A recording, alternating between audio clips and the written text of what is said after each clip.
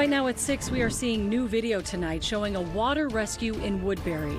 The warning from first responders about staying safe on the ice this winter.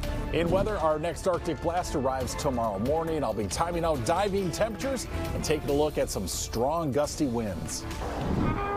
And decades after being reported missing in Korea, the remains of a Minnesota soldier return home. After 74 years, Billy is coming home. The news starts now.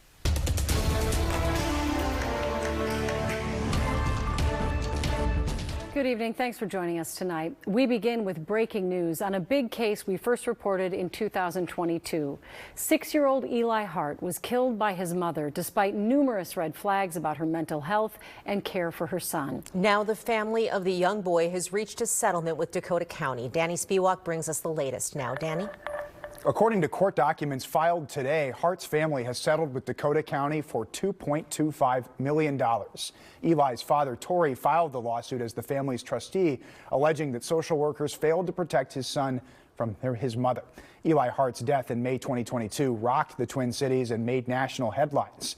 Eli's mother, Jalissa Thaler, was accused of shooting him in his car seat multiple times at close range. She was later convicted of murder and is currently serving a life sentence. In 2023, KARE 11 Investigates reported extensively about how Eli was returned to his mother's care despite so many warning signs, with one expert calling it one of the most shocking failures of child protection that she had ever seen in her career. We're going to have a lot more on this story and the settlement coming up tonight at 10 o'clock. Back to you. So many people remember that case. So heartbreaking. Thank you, Danny. Well, for years, controversy has marked the shooting of Winston Smith Jr., killed by a U.S. Marshals task force in Minneapolis 3 years ago. Today, the Minnesota BCA says it has unlocked Smith's phone, which the BCA says contains video of that incident. Chris Rapsky joins us now with what this means for the investigation. Chris? Lauren, Julie, a source close to the investigation who has seen the video, says it shows Smith grabbing a gun from the center console of the vehicle and raising it before he was shot by officers. This information is vital to the investigation and to give family answers. After a U.S. Marshals Violent Offender Fugitive Task Force shot and killed Winston Smith Jr. on a parking ramp in Minneapolis in 2021, protests, some violent, erupted.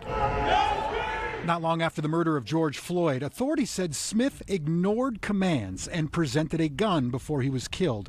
But without body cams or video, some were skeptical. We're asking for video footage, just solid evidence. Smith's girlfriend was in the car that day and reportedly told BCA agents she never saw a gun and that Smith was trying to get a Facebook live stream or video going in the moments before he was killed. She never saw a gun inside the vehicle at any time. Prosecutors declined to file charges against the officers involved. But if a video did exist on Smith's phone, it could be key evidence of what happened. Tuesday, the BCA announced it had cracked into the phone after a year of trying, using software that attempted more than 780,000 passwords. The phone and its files have been sent to the Hennepin County Attorney for assessment. In a statement, County Attorney Mary Moriarty said, quote, after accessing the video on Winston Smith's phone, the BCA immediately informed our office and provided it to us. It is currently under review, end quote. But there's another part to this story. A source close to the investigation says Mark Lanterman, a well-known computer forensic analyst, cracked that phone open a year ago, hired as part of a civil lawsuit between Smith's family and the federal government. When reached for comment, Lanterman declined. If this vital information was available, why didn't the BCA get it sooner? We've asked the BCA for answers to this question, but haven't received any as of Tuesday night.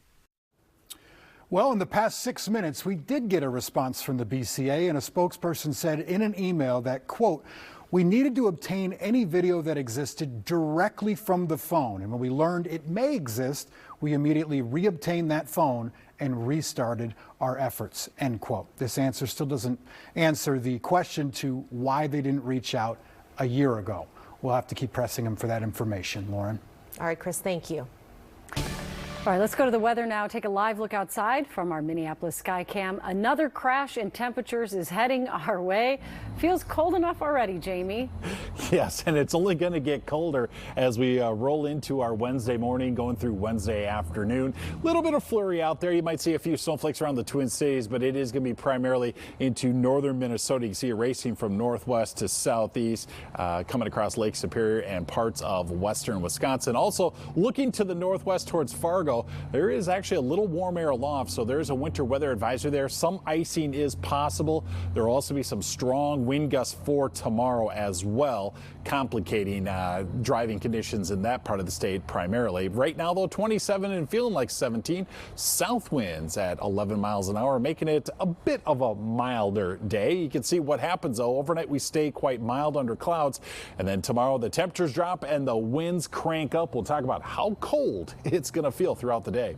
Oh, goody. All right, Jamie, thank you. Well, we have new information tonight on a water rescue in Woodbury. Police say it was a 12-year-old girl and a 16-year-old boy who fell through the ice. We're told the girl is doing better, but the boy is still in intensive care. This happened at around 4:30 yesterday afternoon on the east side of Woodbury on Markgraf's Lake, just south of Interstate 94.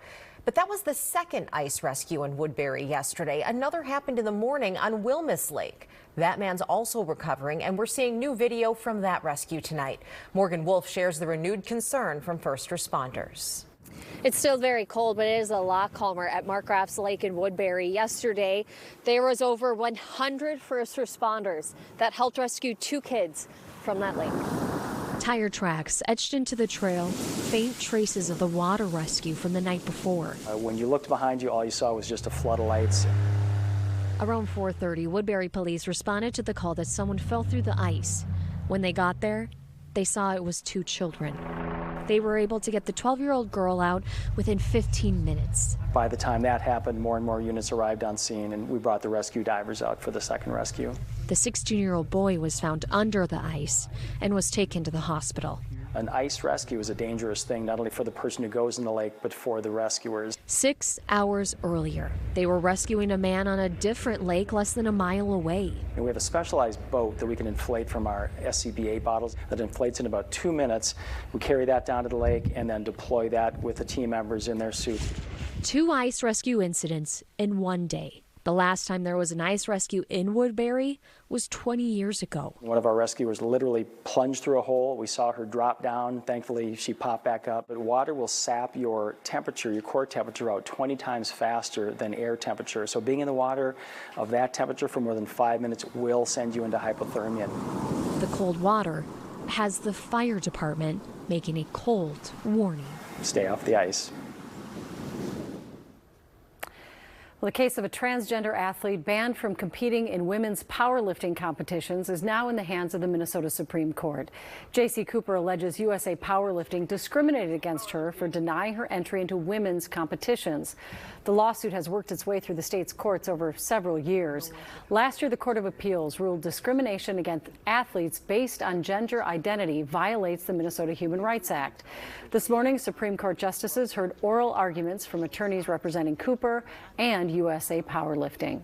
When Ms. Cooper sought to compete with USAPL, sports organizations around the world had policies for trans inclusion. And Ms. Cooper more than met those criteria. USAPL chose to disregard those policies and to instead categorically bar all transgender women from women's events. It's not discrimination based on gender identity. That's the problem for Ms. Cooper's case, that the differentiation here was because of her biological sex, not for gender identities.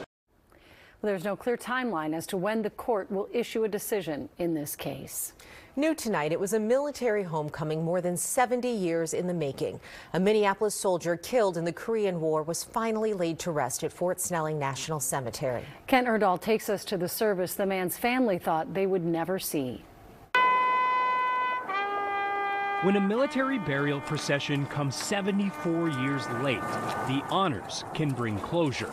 but they can't bring back memories.